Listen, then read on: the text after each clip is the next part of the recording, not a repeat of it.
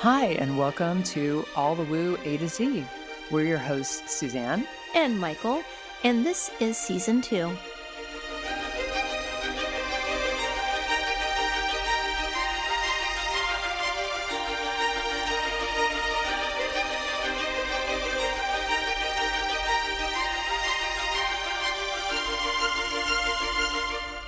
Hi, I'm Suzanne, and I have spent the week preparing my parents' home to be painted. And I'm Mychal, and I'm just a little bit grr right now, Just a so little bit grr. I'm a little bit grr. So, welcome to All the Woo A to Z. Sit down at our table, join us for non-judgmental, just easygoing chat that's Mhm. based on our understandings and experiences and knowledge and research and brains. And we hope that you are entertained. And I just want to brag for myself. I picked the drink. That's true. That's true. Before we get into the drink, we Oh, need right. to we need to say why we're okay. So we are doing D for duality. D was harder to come up with than you might have thought. Yeah, because we've done dreams before. We also just did something about that was including divination. There was a lot of different directions that we had already kind of covered recently. So we were kind of like, So we decided to pick a really, really simple, small, easily defined topic. sure. Okay. Yeah. D for Duality. duality. Yes. So, yeah, we're talking about all of everything. All the things. So, but for our beverage, we We are having, Suzanne is going to say, because she was the one who did our pairing today. I did it from the basis of a black and white cookie. Yeah. She's like, what kind of cocktail is like a black and white cookie? And I said, she's like, because aren't there drinks that are layered? I go, yeah. It's like, a white Russian is. She's like, oh, she's like, we have all the things. Let's make one. So Mychal not only knew the drink, had it memorized, Mhm. but actually was the bartender. So, yeah. Yeah. It is tasty, and it makes me aware that the other bartender probably dials all the alcohol in my beverages back by a good 50%. Probably. Yeah. I will say that a white Russian was for a very long time my go to cocktail. Really easy. It tastes like a milkshake. It is, yeah. Which also makes it really easy to drink. So we're going to try and do this podcast episode in one go that doesn't need a redo, because there is not a redo left in me if Yeah. I drink this. So if you are unfamiliar with what's in a white Russian, if you wanted to have one yourself, it's actually pretty easy. So it actually has both vodka and Kahlua, and then technically half and half, but we're using milk because I don't think you need to get super creamy on it. Yeah, that's really it. Yeah. And an old fashioned glass and some ice. And some ice. Yeah, we already mixed ours up. You can hear But the ice. before we did, it was a line of dark, dark, dark, Mhm. and then a chunk of white, white, white. Yeah, I was The duality. employing not only my former bartender skills, but also I have been a barista.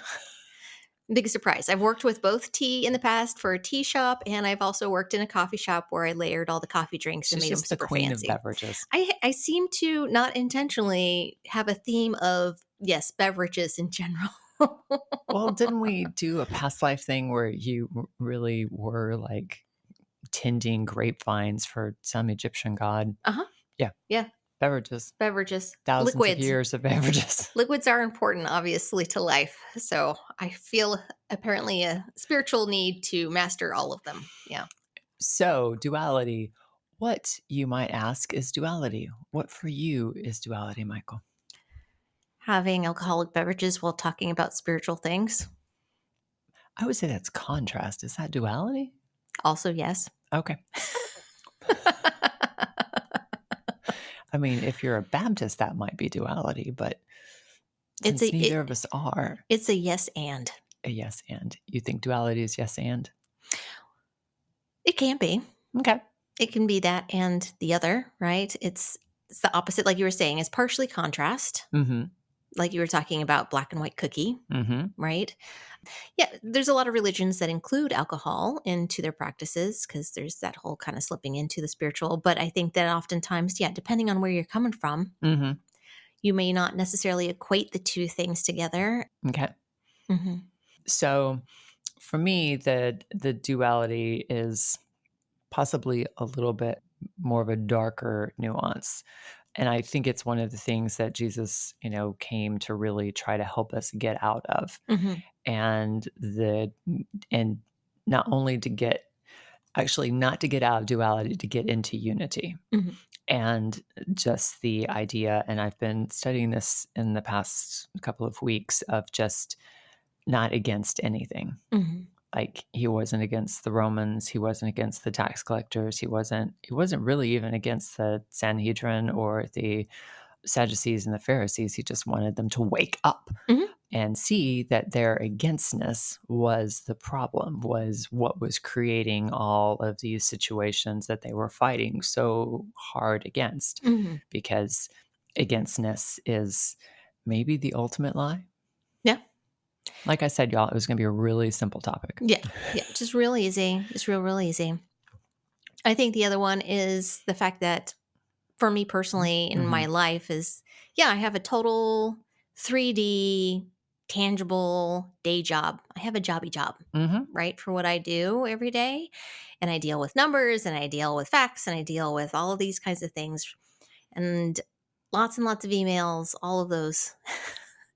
And then I also have a podcast where I talk about all things woo. Hmm. And I'm very spiritual. And I also do tarot and I'll have all of these ghost stories.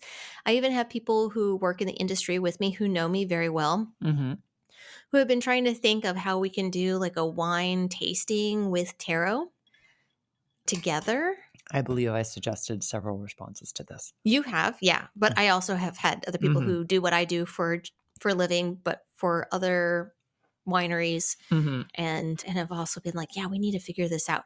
So the fact that I have a reputation not only for The one thing. the one thing, but also something that's in a completely different Hmm. lane, Hmm. right? That I'm known for doing both things. I think that that's a duality within itself. Okay. I wear both hats. Yes, you do. Hmm. So I would say personally, I don't feel like I embody duality like that. Hmm. I feel like my lanes are much more harmonious. Hmm. They all kind of feed in together.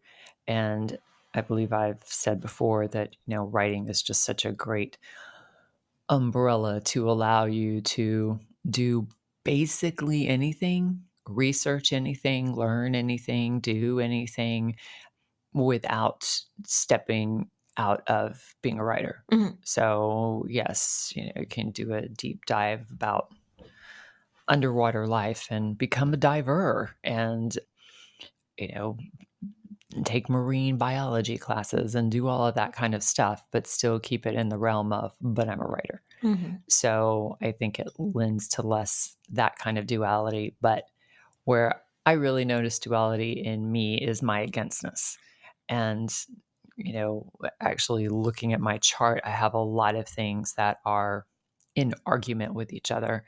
And that's, I think, one of the reasons why the word balance irritated me for so long, is that is actually the key to everything I'm supposed to be doing, Yeah. is balancing between my Mars and Venus, who are directly opposed. And Hmm. obviously everybody has their north and south nodes opposed. But, my sun, Saturn, those are the two planets that least like each other, and they're right together. Hmm. So that kind of situation. So not to diminish one or the other, but to make them work together. So that kind of oneness, harmony, balance, and more towards the unity as a way of not being against duality, Yeah. because not againstness is the plan. For me, I kind of experience it I not necessarily, I don't know. This is me talking about myself. You Hmm. can disagree with me, but I feel like I'm actually a pretty judgy person. Hmm. And so, example, in what I just kind of said, what I do for a living, Hmm. right? But in my own mind, I don't see them as being so drastically different from each other. Mhm. Hence why I'm able to pair Mhm. wines, cocktails, spirits, whatever, to these kinds of topics. I can see how they coexist with one another, how they mirror each other, how Mhm. you don't need to have one in order to have the other.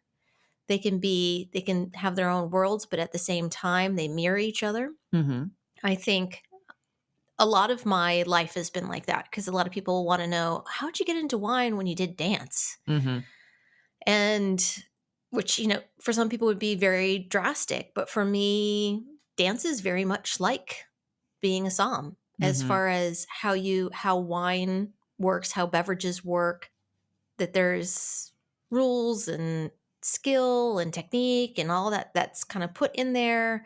There's this constant striving for perfection that is similar, There's a mental component, emotional component, physical component. and an artistic component. Mhm. Yes, all of those things. And so for me, actually, and there's quite a few dancers that, so just so you know, when dancers retire, they typically retire to do a couple of different things. Either they become doctors, physical therapists, or massage therapists, and or end up getting into the beverage industry. Hmm. There's a lot of dancers that I've met that have been professional ballet dancers and have gone into becoming sommeliers. So it's not as far fetched as some Mhm. people might think it to be. I think the medical field makes a lot more sense because we're really in tune with our bodies, and Mhm. through our own injuries, we end up kind of getting super fascinated with how all this works anyway. But Mhm. so that makes a lot more sense, I think, than the drink component. However, that's what I mean. Like what people would normally in their own minds judge as being very contrasting Mhm. to one another, are Mhm. actually, always from my point of view, the way I've always seen it, like it's really not that far off, Mhm. quite honestly. It creates the, I'm sorry, balance between the two. It's fine. I have accepted. I've received. I am Yes. embracing Yes. balance Hmm. as being one of the buzzwords in my life. Yeah. But but again, as I have talked about in the past, something that really, really matters to me usually comes in initially as I love it or I hate it. Hmm. And then I have to work with both of them. Hmm. So that might be, I guess, one of the dualities within me of how I process information. Hmm. So if it comes in with a high charge, it's got something for me. Okay. But I think that's one of the things I'm paying a little bit more attention to as I look around everything that's going on. How to not be Just charged. kind of like, okay, what am I being against this or am I being for this? Because ultimately I am a creator, I'm a maker. I do things that go from nothing to manifestation. Hmm. And so I've begun to feel like anything that takes me out of somewhere in that cycle Yeah. is not the most beneficial way for me to be. So if it is something that's againstness or destructive or even passive in some cases, because I don't think waiting is passive. Hmm. I think waiting, I mean, anybody who has been waiting for a plane, Hmm. and I had a friend who I was her flight companion on an airline. And so I would get to the airport 6 hours maybe before the flight was going to take off. I thought my two. A lot of people judge my two as being really. Well, I had to, be ready for a series of actions to take place. Hmm. And I needed to be dressed much nicer and, obviously only a carry on because if Yeah. I was getting on, it was like, okay, we're leaving in 1 minute. Can you get on the plane? Yeah. Kind of thing. But that state of readiness Hmm. of I'm prepared to wait, but waiting is an active thing Hmm. because I know that at some point, it may be 2 hours away, it may be 12 hours away, I'm gonna get on a plane, Is it like hurry up and wait? That saying. which is publishing all over. So, yes, so turning waiting into a more active thing has maybe been part of my journey as well, but staying on that end of the spectrum of reality, I think I am finding is where my health and, wait for it, balance Mhm. come in more. And when I start getting into the duality of me versus them, or just anything that has a versus in it, for Mhm. me, I think is not the most productive and healthy plan Yeah. I think because it comes so easily. I can be so versus. yeah. I have a tendency to not be versus. Hmm. And is I think part of me not being real judgy in general is I don't necessarily take offense to a lot of things. I unless somebody's really making it about me. Hmm. In which case I'm like, "Wait, what?" Like I wasn't coming at you with Hmm. that energy. And so then if I feel kind of attacked, Hmm. specifically taken advantage of, is where Hmm. maybe I get a little, "Wait, what?" Hmm. And then there's a need to kind of stand up for yourself. But I think with most things, I always try to take it from the because more often than not, it's a person, it's a way of thinking, it's whatever. I always try to look at it from the other perspective. I'm like, okay, well, Hmm. how are they thinking of it in their mind? And so I kind of take that on. I've even in the past in relationships, this has always been fun.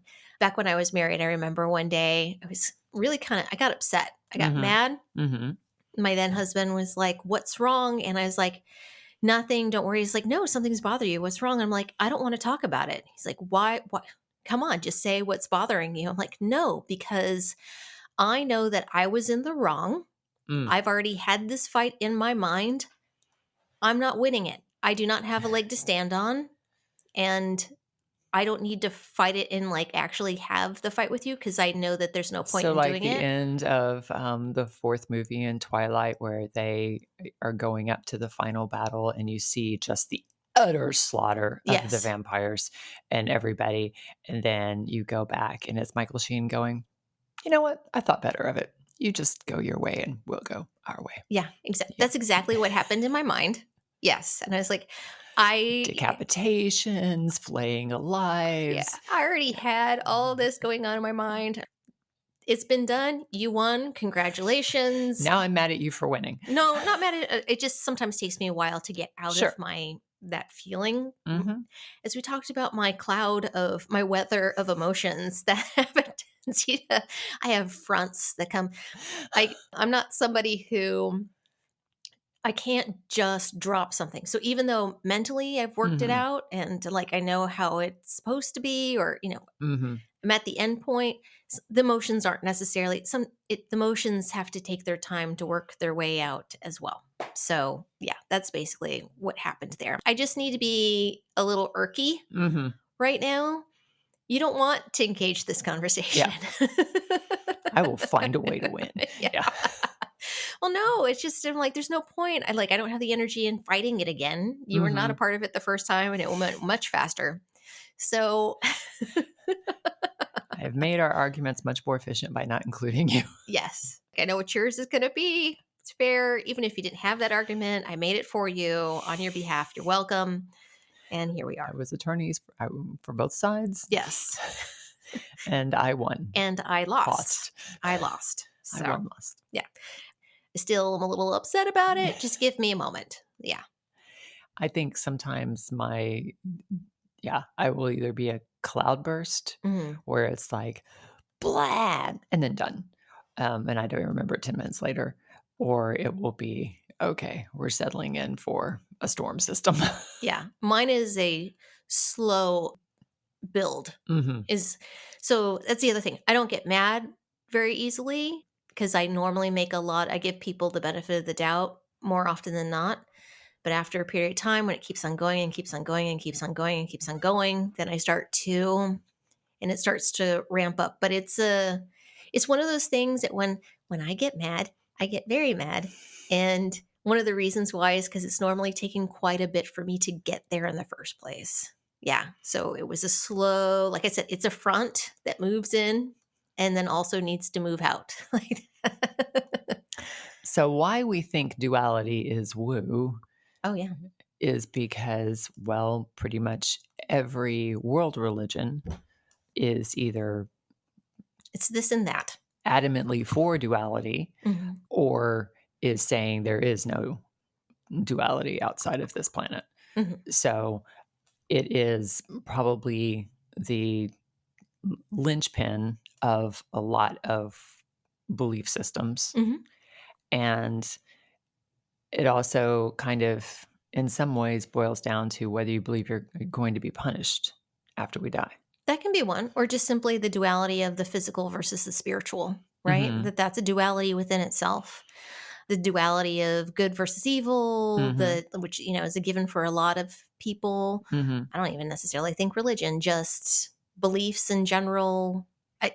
There's just a lot of this, and as we've discussed Mhm. in the past, balances everything out. She's really enjoying this. I'm sorry. No, it's just that it's No, having to it's come out. absolutely Yeah. true. Yeah. So, how would you use the woo of duality personally? I use the woo of duality in order to bring things into wholeness, because Mm. it's not, you need the duality in order to Mhm. create the whole. Mhm. From a very non woo perspective, again, bringing it into personal life kind of thing. I'm somebody who grew up I adulted from a very young age, Mhm. and I grew up that way. It wasn't forced upon me, it was how I chose and what I decided to go after at a very young age. As I've gotten older, I've started to really embrace the more childlike parts of life, Mhm. which is why I still have my stuffed animals. And, Mhm. I still enjoy a lot of things that often children like the childish delight, Mhm. right? And I feel this is why I joke that I suffer from Benjamin Button's disease, that I'm aging in reverse, is because that I started out really old and I'm getting younger as I get older. Mhm. And I feel like that's an example of bringing like wholeness. It would have been unbalanced if I just stayed in the super serious adulting part of Mhm. phase of my life my entire life. Mhm. I still at some point needed to experience the other more fun Mhm. side. And a lot of people will also say for the light versus the dark, you need to experience the dark in order to know the light. Mhm. Right? You need to have the bad times, the difficult times, in order to know and really appreciate those things that are really delightful and full of love. And you need to experience the absence of love in order to experience the fullness of love, right? So that's where we get into the holistic Mhm. element of spirituality. But I mean, that goes still also for when we talk about holistic medicine. Mhm. It's kind of the same thing. It's, yes, bringing in the spiritual, but it being totally about the spiritual does not negate the necessity for the physical part of medicine too, right? You still need the eastern and western sides in order to Mhm. have a full functioning, Mhm. like, Functional medicine. yes. Yes, there we go. There's a reason for these names. Yeah. Well, I think we have given you both sides The duality of of duality. duality. And Michael, if you'll grab the basket, Oh, yeah. let's pick another I'm letter. not picking it this time because I pick weird letters. I think only one's left. Oh, great. Yeah, she picks weird letters and I get the X. So, huh. Well, we may be discussing how X-rays are woo. I don't know. But anyway, we hope you'll join us next time on All the Woo. A to Z.